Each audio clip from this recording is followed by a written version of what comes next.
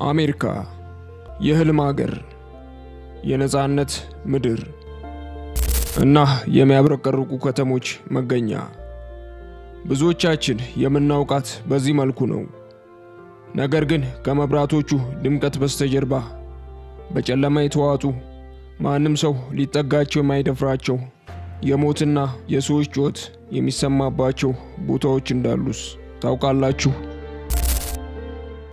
የማይታዩ አካላት የሚራማመዱባቸው ኮሪደሮች፣ በራሳቸው የሚንቀሳቀሱ ወንበሮች፣ በምሽት የሚሰሙ የእርዳታ ጥሪዎች። ዛሬ በቤኪ ቲዩብ አሜሪካ ውስጥ የሚገኙና በጉብኝት ወቅት ሰዎችን ያስደነገጡ ሳይንስ እንኳን መልስ ያጣላቸውን 5 እጅግ አስፈሪ ቦታዎችን ይዘንላችሁ ቀርበናል። ብቻችሁን ከሆናችሁ መብራቱን አብሩ። ወደ ዝርዝሩ እንለፍ። እስከ ቪዲዮ መጨረሻ አብራችሁን ቆዩ።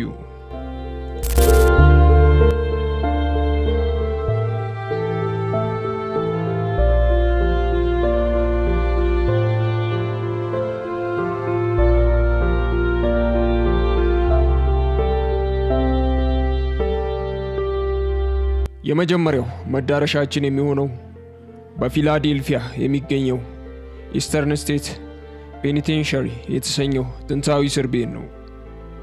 ይህ ቦታ እንደ አውሮፓውያን አቆጣጠር ከ1829 እስከ 1971 ድረስ በሺዎች የሚቆጠሩ ወንጀለኞች የታሰሩበት ነበር።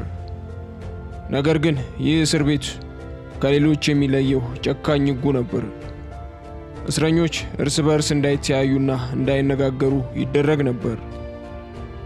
ጭንቅላታቸው ላይ ጭንብል ይደረግ ስለነበር ብቸኝነት አብዛኞቹን ወደ እብደት ይዳርጋቸው ነበር።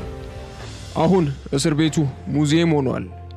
ነገር ግን ጎብኚዎችና ጠባቂዎች እንደሚናገሩት አሁንም ድረስ በኮሪደር ውስጥ የሰንሰለት ድምፅ፣ የሰው ዱካና የለቅሶ ድምፅ ይሰማል። ታዋቂው ወንጀለኛ አል ካፖን እዚህ ታስሮ በነበረበት ወቅት በመንፈስ እየተሰቃየው ነው እያለ ይጮህ እንደነበር ታሪክ ይመዘግባል። እስቲ አስቡት፣ ለዘመናት የቆየው የብቸኝነት ስቃይ አሁንም በግድግዳዎች ውስጥ ታፍኖ ይኖር ይሆን?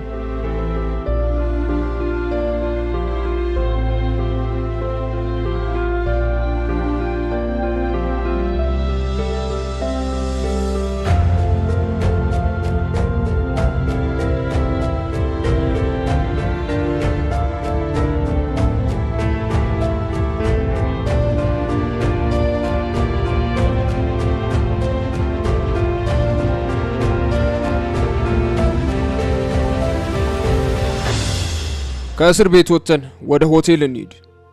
በኮሎራዶ ተራሮች መሃል የሚገኘው ዘን ስታንሊ ሆቴል በውበቱ ተወዳዳሪ የለውም። ነገር ግን ይህ ውበት ገዳይ ምስጢር አለው። ታዋቂው ደራሲ ስቲፈን ኪንግ ዘ ሺኒንግ የተሰኘውን አስፈሪ መጽሐፍ ለመጻፍ መነሻ ሐሳብ ያገኘው በዚህ ሆቴል ካደረ በኋላ ነው። በተለይ ክፍል 217 የተሰኘው ክፍል ውስጥ የሚገቡ እንግዶች ዕቃዎቻቸው ተዘበራርቆ እንደሚያገኙት፣ አልጋቸው በራሱ ጊዜ እንደሚንቀሳቀስና ማንም በሌለበት አዳራሽ ውስጥ የፒያኖ ድምፅ እንደሚሰሙ ይመሰክራሉ። የሆቴሉ የመጀመሪያ ባለቤቶች የሆኑት ፍሪላን እና ፍሎራን ስታንሊ አሁንም ድረስ እንግዶቻቸውን ለመቀበል በሆቴሉ ውስጥ እንደሚንቀሳቀሱ ይነገራል። እናንተ በዚህ ሆቴል አንዲት ምሽት ለማሳለፍ ድፍረቱ ይኖራችኋል? ቀጥሎ የምንሄደው ወደ አሜሪካ ደቡባዊ ክፍል ሉዊዚያና ነው። ዘ ሚርትልስ ፕላንቴሽን በውጭ ሲያዩት ሰላማዊ እርሻ ቦታ ይመስላል። ነገር ግን ይህ ቤት የተገነባው በመቃብር ቦታ ላይ እንደሆነ ይነገራል። በዚህ ቤት ውስጥ ቢያንስ 10 የግድያ ወንጀሎች ተፈጽመዋል። በጣም የሚያስፈራው ታሪክ ደግሞ ክሎይ የተባለችው ባሪያ ታሪክ ነው። ክሎይ ቤተሰቦቹን በመርዝ ከገደለች በኋላ ተሰቅላ እንደሞተች ይነገራል። አሁን ድረስ የክሎይ መንፈስ አረንጓዴ ሻሽ አስራ በቤት ውስጥ ትታያለች። በቤት ውስጥ የሚገኝ አንድ መስታወት ደግሞ የሞቱት ሰዎች ነፍስ ተይዞበታል ተብሎ ይታመናል። ፎቶግራፍ አንሺዎች በዚህ መስታወት ላይ የሰዎች እጅና ፊት ፎቶ ላይ ሲወጣባቸው አስተውለዋል።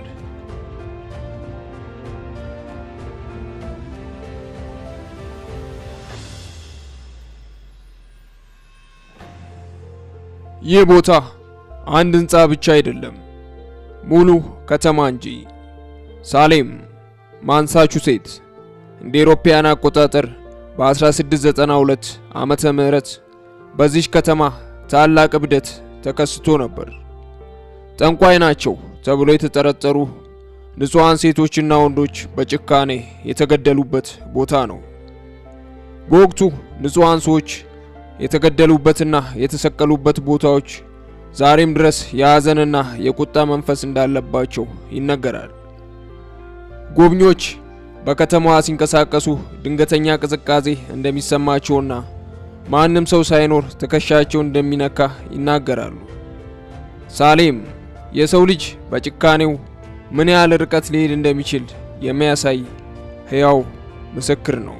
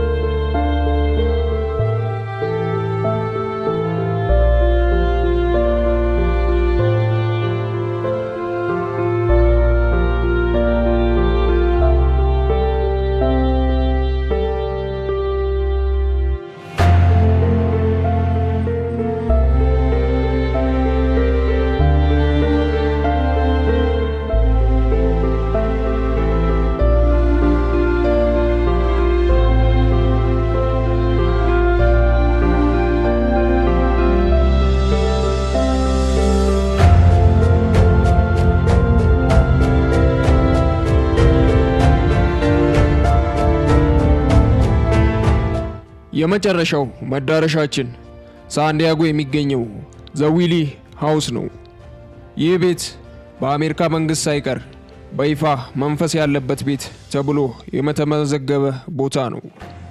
ቤቱ የተሰራው ቀድሞ ሰዎች ይሰቀሉበት በነበረ መሬት ላይ ነው። የቤቱ ባለቤት ቶማስ ዊልና ቤተሰቦቹ በተለያዩ አሳዛኝ አደጋዎች በዚህ ቤት ውስጥ ሞተዋል። ጎብኚዎች የቶማስን የሲጋራ ሽታ በድንገት እንደሚያሸቱ፣ ሴት ልጁ ጸጉሯን ስታበጥር በመስታወት እንዳዩት ይመሰክራሉ። ቤቱ አሁንም ሙዚየም ቢሆንም ማታ ማታ ከውስጥ የከባድ ጫማ ኮቴ ይሰማል። ይህ ቤት የቀንና የሌሊት ዓለም የሚገናኙበት ድልድይ ይሆን?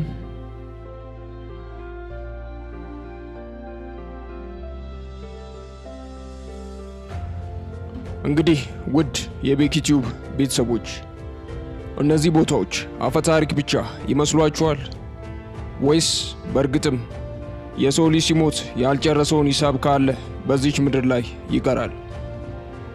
ሳይንስ እስካሁን ላላረጋገጠው ነገር ግን በሚሊዮን ለሚመሰክሩት ለዚህ ጉዳይ የእናንተ ሐሳብ ምንድነው? ከነዚህ 5 ቦታዎች ውስጥ አንዱን የመጎብኘት እድል ቢሰጣችሁ የትኛውን ትመርጣላችሁ? ወይስ አንዳቸውም ጋር ድርሽ አትሉም? ሐሳባችሁን ኮሜንት ላይ አስቀምጡልን። ቪዲዮ ከተመቻችሁ ላይክ፣ ለጓደኞቻችሁ ደግሞ ሼር በማድረግ እንድታደርሱ እንጠይቃለን። ለቻናላችን አዲስ ከሆናችሁ ሰብስክራይብ በማድረግ የዚህ አስደናቂ ቤተሰብ አባል ይሁኑ። በሌላ አጓጊ ቪዲዮ እስከምንገናኝ ሰላም ቆዩልን።